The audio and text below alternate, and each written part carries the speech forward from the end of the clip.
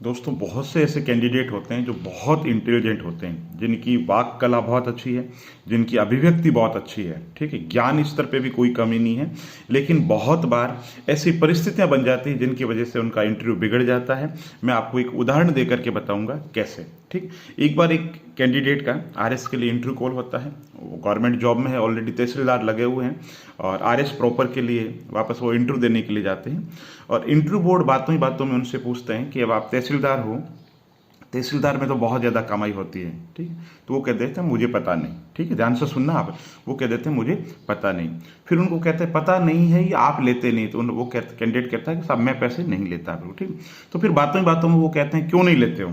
ठीक, वो कहते नहीं लेता सर, मेरा जो इथिक्स है बिल्कुल मुझे गवारा नहीं करता, मुझे मंजूर नहीं है, मुझे जरूरत नहीं है, इसलिए मैं नहीं लेता। ठीक है, तो इंटरव्यू बोर्ड कहता है तो चलो आप नहीं लेते, आपके नीचे पटवारी वगैरह है वो लेते हैं या नहीं लेते हैं। ठीक है, तो वो कैंडिडेट कहता है नहीं साहब मुझे पता नहीं है। ठीक है, तो इंटरव्यू बोर्ड कहता है कि आपके पटवारी पैसे लेते हैं या नहीं लेते हैं ये आपको पता नहीं है, आप ये बताइए लेते हैं पटवारी या नहीं लेते हैं। ठीक है, तो इस तरीके से पूरा का पूरा जो मामला उलझा करके रख देते हैं। ठीक है, फिर उनसे पूछते हैं अच्छा आप बताओ आप क्यों नहीं लेते।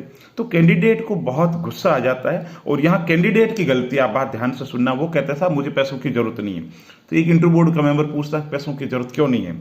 अब वो गुस्से में नाराजगी के अंदर उसके मुंह से स्लिप हो जाता है मेरे बाप दादाओं के कमाए हुए पैसे बहुत है, हमारे पैतृक रूप से बहुत पैसा है। तो फिर इंटरव्यू बोर्ड कहता है कि देखो साहब इन्होंने तो पैतृक रूप से कमा रखा है, जिस व्यक्ति के पास में पैतृक रूप से पैसा है वो आदमी ईमानदार रहेगा, जिसके पास में नहीं है वो बेईमान हो जाएगा। तो इस तरीके से इंटरव्यू बिगड़ जाता है। यहाँ पे कैंडिडेट की क्या गलती है। कैंडिडेट की गलती यहाँ पर या इंटरव्यू बोर्ड चेक करना चाहता है कि विपरीत से विपरीत परिस्थितियों में जब जनता या जनता का कोई नुमाइंदा आपको गलत बात कह दे, उस स्थिति के अंतर्गत आप अपना बचाव कैसे कर पाते हो, आप धीरज कैसे रख पाते हो। तो ये प्रशासनिक अधिकारी की पहचान है। इसके अंतर्गत साक्षात्कार बोर्ड का उद्देश्य उसके अंदर की जो बात है उनको उगलना था और वो कैंडिडेट आपा खो बैठा। ये एक स्थिति नहीं है, बहुत से कैंडिडेट ऐसा गलती करते हैं, बहुत बार लोगों के साथ में हो जाता है।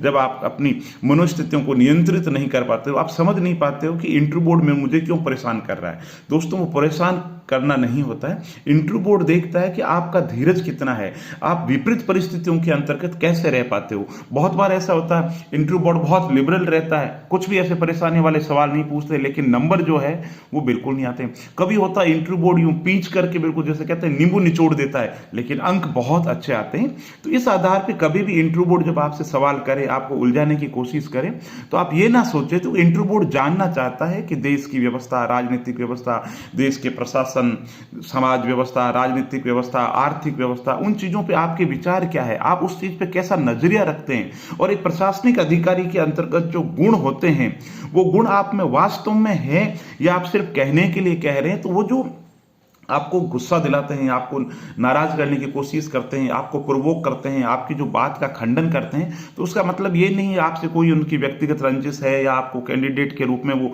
अच्छा नहीं मान रहे हैं या आपका साक्षात्कार में आपको अंक कम देना चाहते हैं। आप ये समझ लीजिए जैसे सोना है, कुंदन बनता है, निखरता है ना बिल्कुल उसको भट्टी के अंदर। तो आप ये सोच लीजिए कि साक्षात्कार बोर्ड की भी यही कोशिश रहती है और आपको आज से ही नियम बना ले कि ज्यादा से ज्यादा मौक दे और उस दौरान कोई भी साथी आपसे अगर क्रॉस क्वेश्चन के अंतर्गत टफ सवाल पूछते तो आपा नहीं खोए।